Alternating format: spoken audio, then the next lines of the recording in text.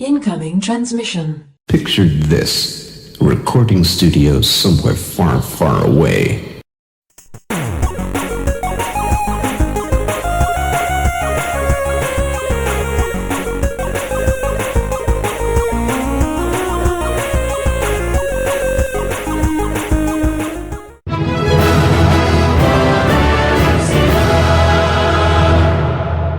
Welcome, Watchers of Illusion, to my Castle of Confusion on the 27th of March, and I'm finally going to look at Batman, the movie on the C64, developed by Ocean and released in 1989. Now, the first thing you'll notice is that there is colour, and Batman actually has colour. Yes, he actually looks like Batman, doesn't he? Which is quite nice. There's a bit of a weird float mechanism going on there, though, but I'm not quite sure if that's intentional or whether it's unintentional. Just a bit weird that he floats. I suppose, to the ethic of Batman, did I just lose all my health from hitting the wall? I think I might have done. I have put infinite lives on this because I'm quite aware that there's bugs in this game which will make it difficult to play. So, yes, if you see my life counter, it's staying exactly where it is, and that's how I want it to be. So I'm going to give this a little playthrough and see how we get on. So graphically, we're going to look at that first, and I think it looks quite nice. I don't know about the mob graphics though. The sprites on the enemies are a bit strange, but the actual graphic of Batman is fairly decent, to be fair. The batarangs are a little bit odd as well. They don't look like batarangs. In fact, they've kind of gone with the Amstrad ethic there of throwing blobs across the screen. I do believe the Spectrum version, which I will always say, and I will put my hand on heart here, and I say the Spectrum version for the 8-bit machines is the best version ever. You'll see that guy running over the top of the screen at the moment there, but on the Spectrum version he would have actually followed me down that ladder and continued to pursue me. Same with this guy. In the Specky version I should better hit him with my bat rope and he would fall off, but unfortunately not in this case.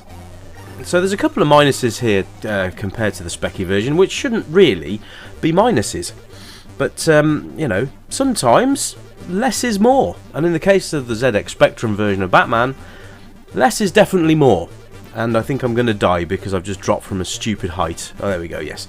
So that's the same. The UI, you can see there in the top left is all your score, high score, your the picture of Batman in the middle is your health bar.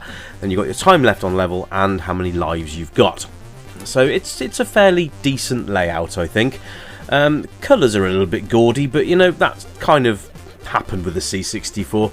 Amstrad was as bright as could be, C64 slightly dowdy, but at the same time had a proper colour palette, which is nice. So for all you C64 fans out there, this one is for you.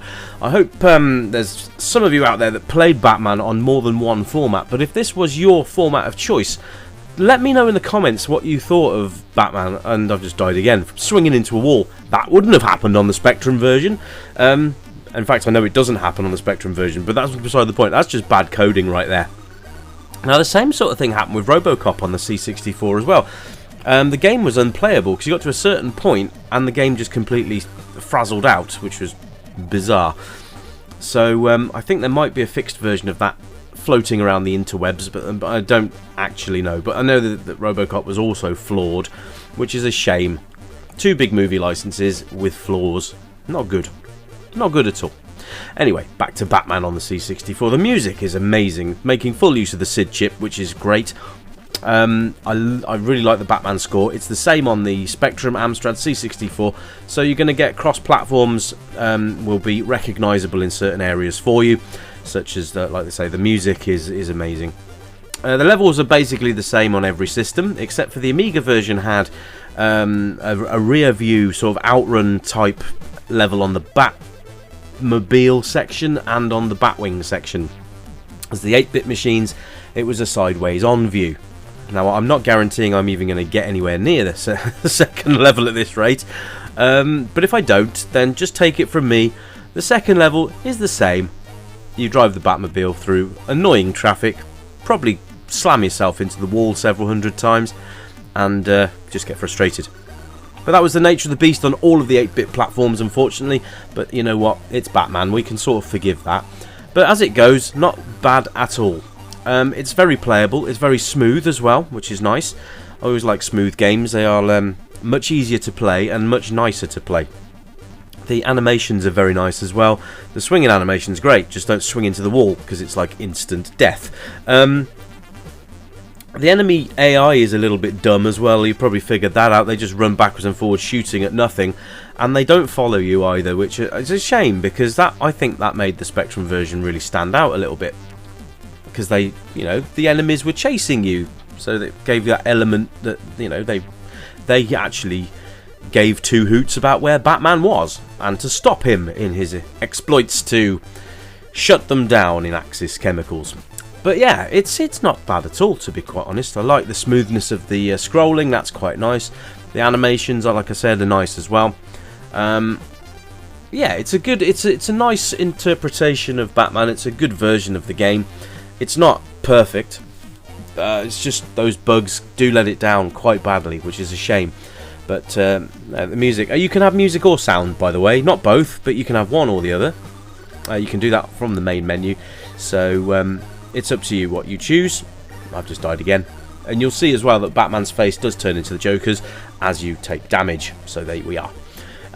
Controls are fairly simple, left, right. We'll walk Batman backwards and forwards there, and up and fire will fire the bat rope, so you can access higher areas or swing carefully, not into walls. And obviously crouch as well will duck, and if you push the fire button down you'll drop down a ledge. So it's pretty much the same control system on all of them. You can see there that Batman got stuck there with his bat rope. It was actually not connecting to anything, which was weird, but there we are. Again, the Spectrum seemed to have a better view of where hazards were on the map. The Amstrad and C64, both far superior colour-wise, but you just can't see where the things are coming from. Like the Spectrum version had cracked pipes where the gas escaped from. They're not so obvious here. They do have small holes in them, but you really do have to look for them, which is it's a bit of a shame. You have to look for hazards. They should be fairly explanatory on the screen. But never mind, we can forgive it for that because it's Batman. Replay factor's quite good. I mean, if you have the wall bug and this as well didn't quite swing properly there, so he's going to die again. If your aim is to complete the game, then I would probably recommend that you put an infinite lives poke in, or an action replay code or something, just to help you get through the levels, really, because he's not the king of the swingers in this game, unfortunately, ladies and gentlemen.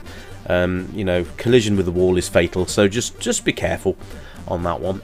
Age range, I'd say this is open to most age groups because I think it's fairly accessible. I think anybody who knows anybody should be able to pick this game up and play it straight away. It's just a one-button game as far as actions go, and yeah, kids these days will just think this is why did we ever find it difficult? And I've just committed suicide again. Never mind. And obviously it's a side-scrolling platformer with elements of, I say beat-em-ups, but it's not really, is it? And it's only a one-player game, so there we go. That is basically, in a nutshell, Batman on the C64. Hello to all of my new subscribers, by the way. It's great to have you along. Hope you're enjoying the show.